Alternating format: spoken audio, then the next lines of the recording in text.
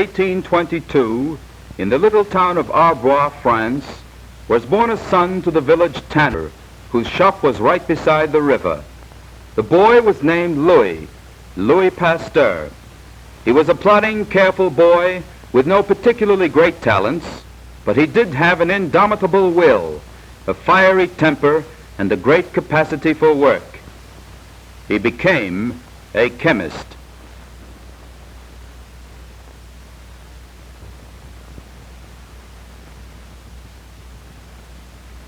It was Louis Pasteur who opened up which menaced its very existence. He made us conscious for the first time of this vast and vital microscopic life by his daring and original experiments. He, the chemist, made modern medical science possible by sweeping away the ancient theories of disease by such things as spirits, dispositions, and devils. They were devils, but of a very different kind, concrete, living, destructive microbes. He definitely and completely smashed the belief that microbes came into existence by spontaneous generation. His opponents shouted and ranted against him, but he performed his experiments and silenced the unbelievers with indisputable facts. Microbes are born from other microbes. They do not come to life automatically and spontaneously from nowhere. This did Pasteur prove. The Academy of Medicine in Paris was the citadel of the medical profession in France. Among its members were the most illustrious physicians and scientists, as well as the most stubborn. In the general auditorium of this famous academy, it was the custom for the members to present their theories and discoveries to be discussed by the other colleagues.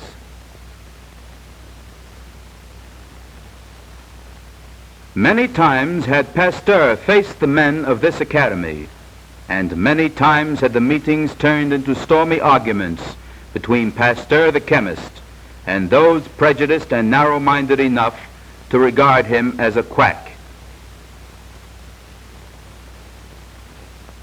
How often had he presented his discoveries only to shock the elders from their complacency? How often had he roused them from their small and unprogressive worlds to vistas of that new universe of deadly as well as beneficial microbes, at times to be applauded and at times to be laughed at, despised, and accused as a faker.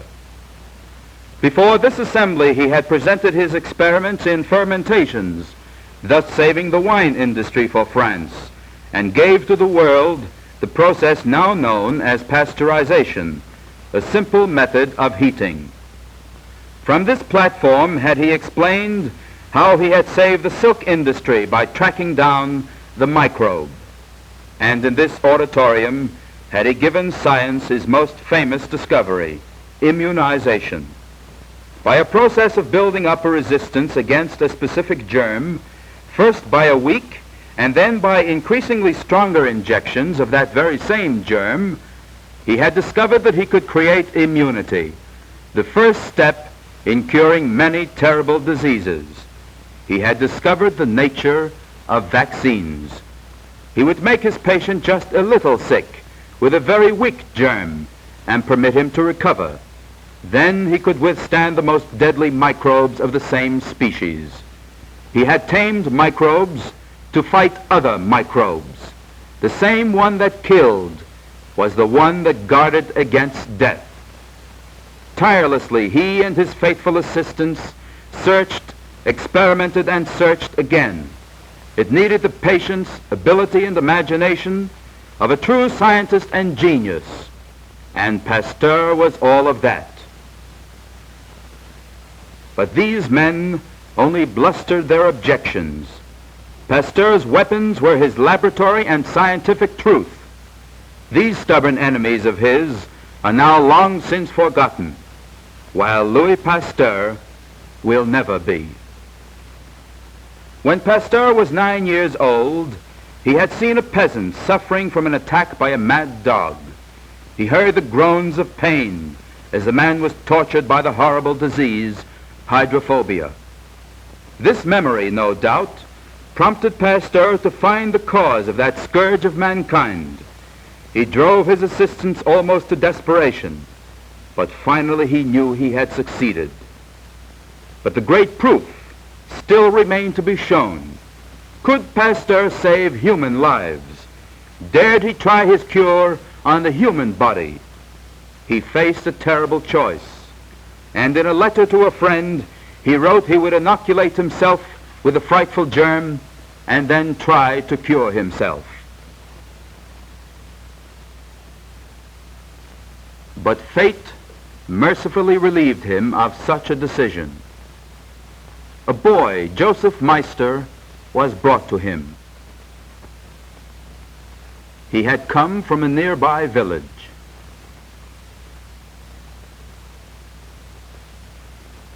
The old grandfather told Pasteur how little Joseph had gone out to the fields to play only 2 days ago. He had often done so, and never before had there been any danger.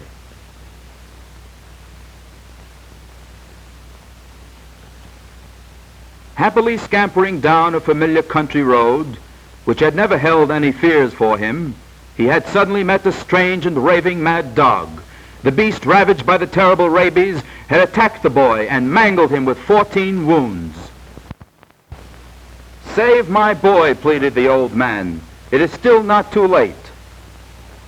Tenderly, Pasteur carried the boy to a bed. Was this his opportunity to try his new vaccine? Why hesitate? And yet, he was experimenting with a human life. Such a young life, too. Should he or should he not?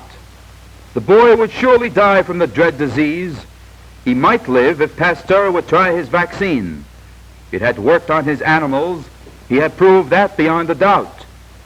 There was no other protection against this disease that strangled its victims.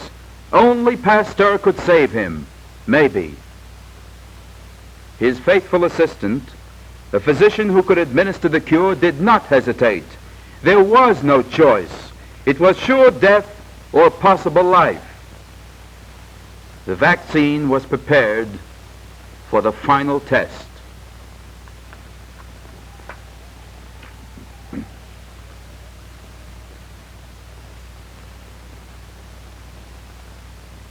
That night, July 6th, 1885, the first inoculation against rabies was made.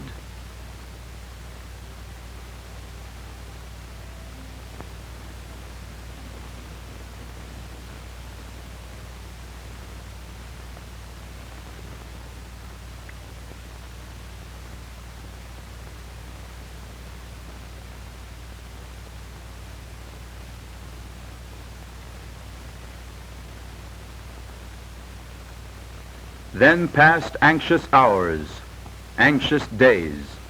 Each day Joseph Meister received an increasingly stronger dose of the life-saving vaccine, building up an immunity against the time when the deadly germ should strike its fatal blow.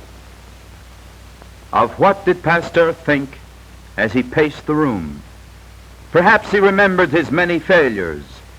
Perhaps he remembered how his anthrax cure for cattle had first proved to be a huge success and then had failed. That was 4 years before, in 1881, when he had tried his first vaccine for anthrax. Would he fail now? How often had he fumbled his way? How often had he made mistakes? He couldn't be wrong now. He had been stubborn about hydrophobia and had not stopped until he had been absolutely sure. Well, as sure as he could be. On the 14th day, the unseen enemy was conquered. All the world then paid tribute to this man of science, this benefactor of mankind. Institutes were established in his name. Streets were called after him. Statues were built. Louis Pasteur's name became known to the four corners of the earth. He was the first man to make the world fear and respect the almost invisible microbe. More dangerous than cannon were these tiny creatures, and yet more beneficial too than the greatest of healers. Pasteur's life had been a busy one. He had worked hard with his hand and his brain, and nature began to take its toll.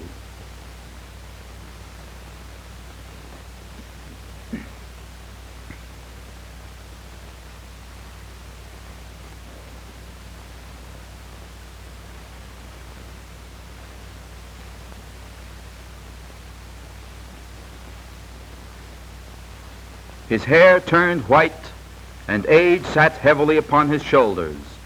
There was still much work to be done, but his family and his friends persuaded him to rest. Let others take up the tremendous tasks before mankind where he had left off. And so he heeded their words and went to live in his home in the country, there to think and even to plan greater experiments against the invisible enemies, those hordes of vicious microbes. Even when he himself was inactive physically, he was in constant touch with the work in progress at the institute named in his honor, and his spirit was tireless.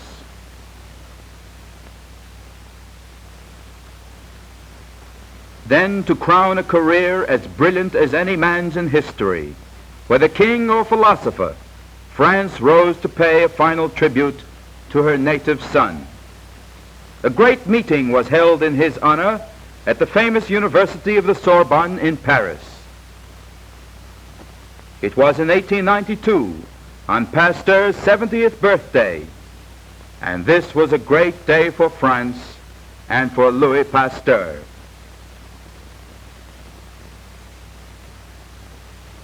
Men famous the world over were there to pay him homage. Men from every walk of life, scientists, statesmen, teachers, poets and students, representatives from every civilized nation on earth were there to greet him. And yet, among all those present, there were none so famous and so revered as he himself. He had shown mankind the road to health. He had shown mankind the path to a greater freedom and a more generous life. He had opened another door of knowledge and truth, and had shown the world a greater glory in the protection of the human body.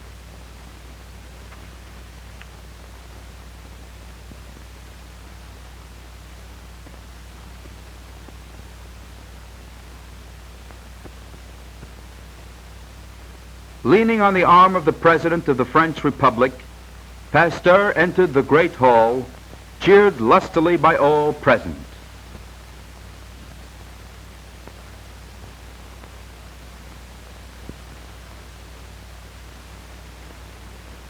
His final words were to those young students of the famous university, and he said this: "Do not let yourselves be tainted by a deprecating and barren skepticism. Do not let yourselves be discouraged by the sadness of certain hours which pass over nations. Live in the serene peace of laboratories and libraries.